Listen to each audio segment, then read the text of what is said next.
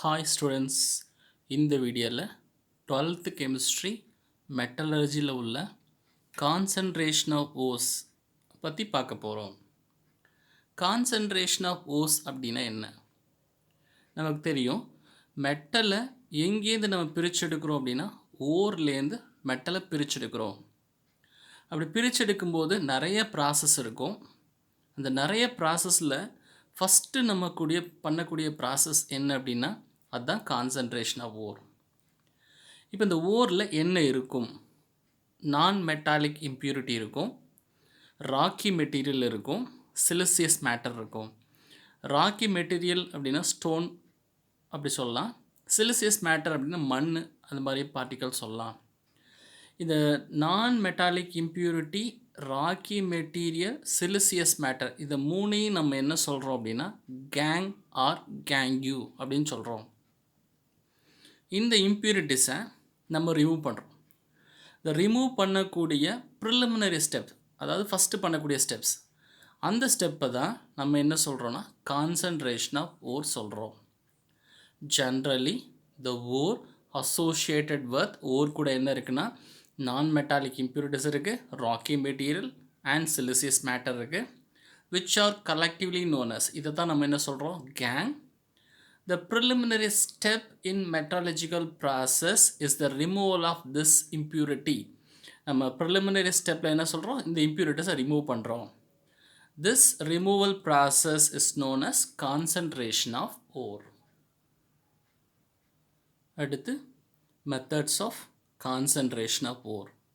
ஓரை கான்சன்ட்ரேட் பண்ணுறதுக்கு என்னென்ன மெத்தட் நம்ம யூஸ் பண்ணுறோம்? First method gravity separation R hydraulic wash. இது நம்ம பயன்படுத்தக்கூடிய ஃபஸ்ட்டு மெத்தட். ரெண்டாவது மெத்தட் ஃப்ளோட்டேஷன். மூணாவது மெத்தட் லீச்சிங். இந்த லீச்சிங்கில் பார்த்தீங்கன்னா 4 ப்ராசஸ் இருக்குது. என்னென்ன ப்ராசஸ் அப்படின்னு பார்த்தீங்கன்னா, first one cyanide leaching, second one ammonia leaching, third one alkali leaching, fourth one acid leaching. இப்போ லீச்சிங்கில் 4 லீச்சிங் இருக்குது. Cyanide leaching, ammonia leaching, alkali leaching, acid leaching. கடைசியாக நம்ம என்ன பார்க்குறோன்னா மேக்னெட்டிக் செப்பரேஷன். அப்போ இந்த ஓரை கான்சன்ட்ரேட் பண்ணுறதுக்கு எத்தனை மெத்தட் பார்க்குறோம்? 4 மெத்தட் பார்க்குறோம். Gravity separation, flotation, leaching, magnetic separation. இப்போ இந்த அப்பேரட்டஸ் செட்டப் பார்த்தீங்கன்னா இது ஹைட்ராலிக் வாஷிங், இதுக்கு உண்டான அப்பேரட்டஸ் செட்டப். மேக்னெட்டிக் செப்பரேஷன் எப்படி இருக்குன்னா இப்படி இருக்கும். ஃப்ளோட்டேஷன் அப்பேரட்டஸ் எப்படி இருக்குன்னா இப்படி இருக்கும். லீச்சிங் ப்ராசஸோடைய அப்பேரட்டஸ் எப்படி இருக்குன்னா இப்படி இருக்கும். கான்சன்ட்ரேஷன் ஆஃப் ஓர் அப்படின்னா கேங் பார்ட்டிக்கலில் ஓர் பார்ட்டிக்கல்லேருந்து பிரிச்செடுக்கிறது.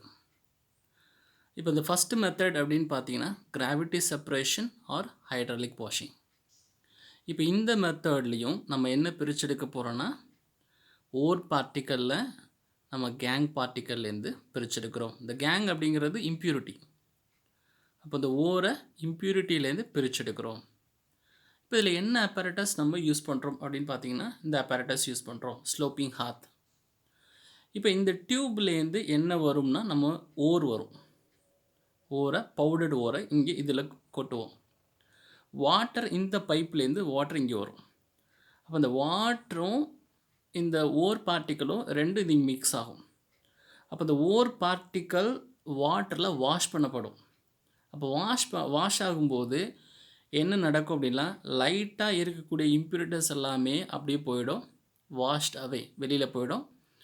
ஓர் பார்ட்டிக்கல் எல்லாமே ஹெவியாக இருக்கக்கூடிய ஓர் பார்ட்டிக்கல் எல்லாமே தங்கிடும். ஓர் பார்ட்டிக்கல் இங்கேருந்து வருது, வாட்டர் இங்கேருந்து வருது. ஓர் பார்ட்டிக்கல் வாட்டரில் வாஷ் பண்ணப்படுது, வாஷ் பண்ணப்பட்டோன்னே இம்ப்யூரிட்டிஸ் எல்லாம் வெளியில் போயிடுது, ஓர் பார்ட்டிக்கல் மட்டும் அங்கேயே தங்கிடுது. இதுதான் ப்ராசஸ். இப்போ இந்த கிராவிட்டி செப்பரேஷன் மெத்தடை யார் யாருக்கு அப்ளிகபிள் பண்ணலாம், யார் யாருக்கு யூஸ் பண்ணலாம் அப்படின்னு பார்த்தோன்னா நேட்டிவ் ஓருக்கும் ஆக்சைடு ஓருக்கும். நேட்டிவ் ஓருக்கு எக்ஸாம்பிளாக சொல்லணுன்னா கோல்டு. ஆக்சைடு ஓருக்கு எக்ஸாம்பிளாக சொல்லலாம் அப்படின்னா ஹேமடைட், டின் ஸ்டோன், இது எல்லாத்தையும் சொல்லலாம். அப்போ இந்த கிராவிட்டி செப்பரேஷன் எதுக்கு பயன்படுத்த போகிறோம்? நேட்டிவ் ஓருக்கு பயன்படுத்துகிறோம், ஆக்சைடு ஓருக்கு பயன்படுத்துகிறோம். Ore is crushed to finely powdered form and treated with rapidly flowing water. ஓரை க்ரஷ் பண்ணி யார் கூட ட்ரீட் பண்ணுறாங்க? வாட்டர் கூட ட்ரீட் பண்ணுறாங்க.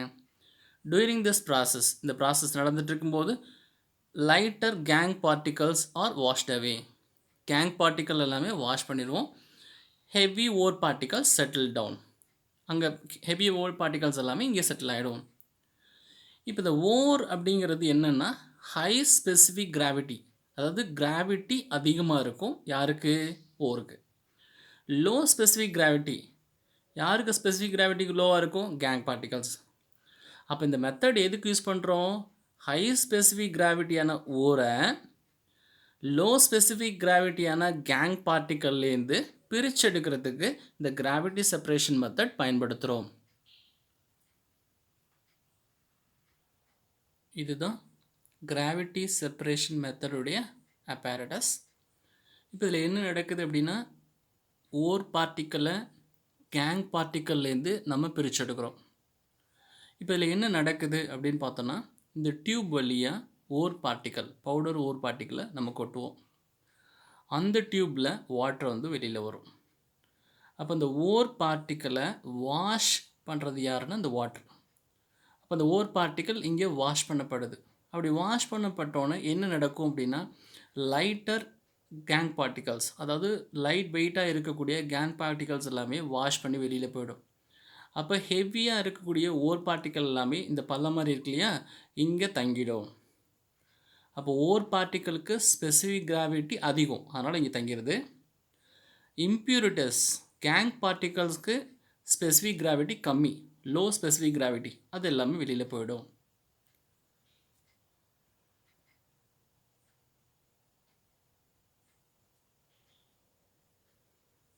ஓர் பார்ட்டிக்கலையும் கேங் பார்ட்டிக்கலையும் பிரிக்கிறதுக்காக இந்த மெத்தடை யூஸ் பண்ணுறோம். ஓர் பார்ட்டிக்கல் கொட்டப்படுது, வாட்டரில் வாஷ் பண்ணப்படுது. அப்போது லைட்டர் பார்ட்டிகல்ஸ்லாம் வெளியில் போயிடுச்சு, ஓர் பார்ட்டிக்கல் மட்டும் அங்கே தங்கிடுச்சு. அடுத்த மெத்தட் ஃப்ரோத் ஃப்ளோட்டேஷன் ப்ராசஸ். இந்த மெத்தட்லேயே நம்ம என்ன பண்ணுறோன்னா, ஓர் பார்ட்டிக்கலை கேங் பார்ட்டிக்கல்லேருந்து நம்ம பிரிச்செடுக்கிறோம். இப்போ இந்த மெத்தடில் நம்ம என்ன பண்ண போகிறோம், ஒரு பீக்கர் எடுத்துக்கிறோம்.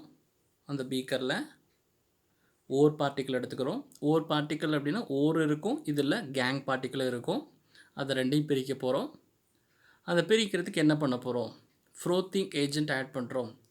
ஃப்ரோத்திங் ஏஜென்ட்டாக ஃப்ரோத்தை, அந்த நுரையை உருவாக்கக்கூடிய ஒரு சப்ஸ்டன்ஸ். ஃப்ரோத்திங் ஏஜென்ட் ஆட் பண்ணுறோம், வாட்டர் ஆட் பண்ணுறோம், கலெக்டர் ஆட் பண்ணுறோம். இந்த நாளையும் ஆட் பண்ணி அதில் உள்ளார போடுறோம். இப்போது இது நாலும் ஆட் பண்ணும்போது உள்ளார என்ன நடக்கும் அப்படின்னா, ஏர் பாஸ் பண்ணுவோம். ஏர் பாஸ் பண்ணோன்னே இது எல்லாமே மிக்ஸ் ஆகும். மிக்ஸ் ஆகி ஃப்ரோத் நுரை ஃபார்ம் ஆகும். அந்த நுரை இன்னொரு பீக்கரில் போய் டெபாசிட் ஆகும். இப்போ இந்த நுரையில் தான், அதாவது இந்த ஃப்ரோத்தில் தான் யார் இருப்பா, ஓர் பார்ட்டிக்கல் இருக்கும். அப்போ அந்த கேங் பார்ட்டிக்கல் எங்கே போச்சு அப்படின்னா கீழே போய் டெபாசிட் ஆகிடும். அப்போ இந்த மெத்தட் ஓர் பார்ட்டிக்கல் இங்கேயும் கேங் பார்ட்டிக்கல் இங்கேயும் செப்பரேட் பண்ணுறதுக்கு பயன்படுத்துகிறோம். இப்போ இந்த மெத்தடை யாருக்கு வந்து அதிகமாக பயன்படுத்தலாம் அப்படின்னா, யாருக்கு பயன்படுத்துகிறோன்னா சல்ஃபைடு ஓருக்கு தான் இந்த மெத்தடை பயன்படுத்துகிறோம். This method commonly used to concentrate sulphide ore. Sulphide ஓருக்கு எக்ஸாம்பிளாக நம்ம யாரை சொல்லலாம்னா கலீனா, பிபிஎஸ் சொல்லலாம், ஜிங்க் பிளெண்ட், இசட்னு சொல்லலாம். இந்த மெத்தடில் crushed ore is suspended in water. முதல்ல ஓர் எடுத்து வாட்டர் கூட மிக்ஸ் பண்ணி வச்சிட்றாங்க. And mixed with frothing agent.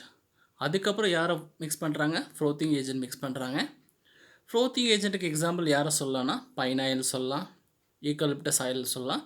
ரெண்டில் ஏதோ ஒன்று ஆட் பண்ணிக்கலாம். Small quantity of sodium ethyl xanthate which act as a collector is also added. இப்போ சோடியம் எத்தில் சாந்தேட் அப்படிங்கிற கலெக்டரை ஆட் பண்ணிக்கிறோம். என்ன பர்பஸ்க்காக இந்த கலெக்டரை ஆட் பண்ணுறோம் அப்படின்னா, இந்த ஓரை தான் கூட கலெக்ட் பண்ணிக்கும். கலெக்ட் பண்ணிவிட்டு இந்த ஓரை யார் கூட மிக்ஸ் பண்ண விடாது அப்படின்னா, வாட்டர் கூட மிக்ஸ் பண்ண விடாது. வாட்டரை வந்து ஹேட் பண்ண வச்சிரும். A froth is generated by blowing air through this mixture. Air pass பண்ணுறோம் froth form ஆகிறதுக்காக. The collector molecules attached to the ore. The collector யார் கூட போய் ஒட்டிக்குது? ore particles கூட ஒட்டிக்குது and make them water repellent.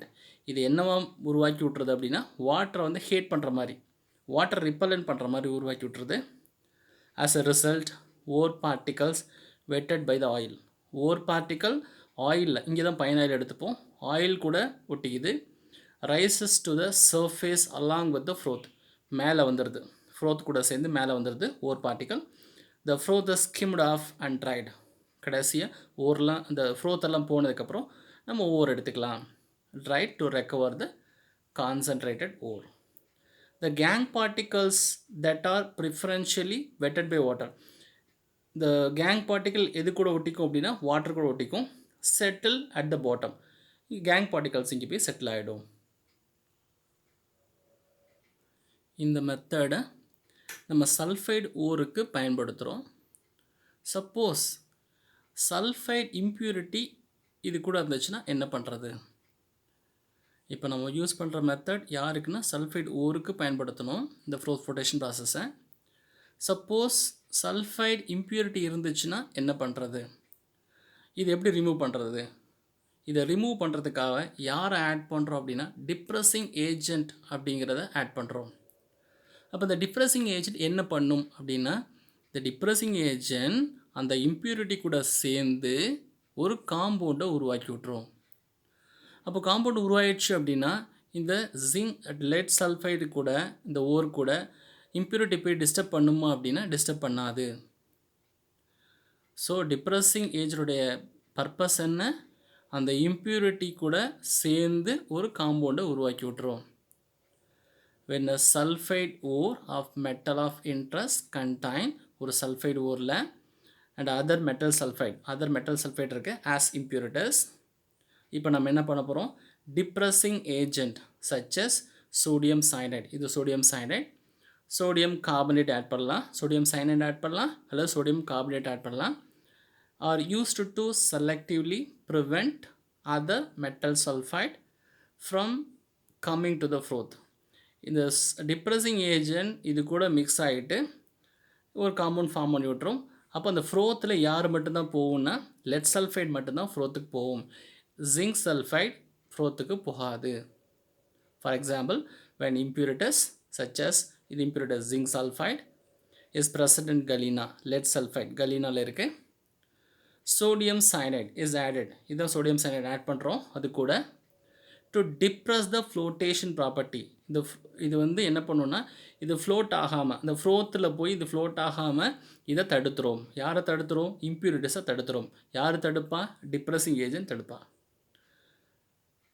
By forming a layer of zinc complex. என்ன zinc complex form பண்ணி விட்றது? இது கூட சேர்ந்து ஒரு காம்ப்ளெக்ஸ் ஃபார்ம் பண்ணிடுது. என்ன complex? Na2ZnCN4 on the surface of zinc sulfide. froth flotation process எதுக்கு பயன்படுத்துகிறோம்? ஓர் பார்ட்டிக்கலை கேங் பார்ட்டிக்கல்லேருந்து பிரித்து எடுக்கிறதுக்காக. இதுதான் அதனுடைய apparatus. இப்போ நம்ம இதில் என்னென்ன எடுத்துக்க போகிறோம்? இந்த பீக்கரில் ஓர் பார்ட்டிக்கல் எடுத்துக்குவோம், வாட்ரு, பைன் ஆயில். என்னென்ன எடுத்துக்குவோம்? ஓர் பார்ட்டிக்கல், வாட்ரு, பைன் ஆயில் இந்த பீக்கரில் எடுத்துக்குவோம். ஏர் பாஸ் பண்ணுவோம், ஏர் பாஸ் பண்ணி ரொட்டேட் பண்ணுவோம். ரொட்டேட் பண்ணும்போது இங்கே என்ன ஃபார்ம் ஆகும்னா நொரை ஃபார்ம் ஆகும், ஃப்ரோத் ஃபார்ம் ஆகும். அந்த ஃப்ரோத் நேராக இது வழியாக வந்து இந்த பீக்கரில் வந்து நமக்கு கிடச்சிரும். அப்போ ஃப்ரோத் அந்த நொரை பார்த்திங்கன்னா அதுவாக போயிடும். அப்போ இங்கே ஓர் பார்ட்டிக்கல் இங்கே தங்கிடும். அப்போ இங்கே கேங் பார்ட்டிக்கல் எங்கே போகும் அப்படின்னா கேங் பார்ட்டிக்கல் இங்கே போய் தங்கிடும். அப்போ இந்த மெத்தட் எதுக்கு பயன்படுத்துகிறோம்? ஓர் பார்ட்டிக்கலை கேங் பார்ட்டிக்கல்லேருந்து பிரிச்செடுக்கிறதுக்காக பயன்படுத்துகிறோம்.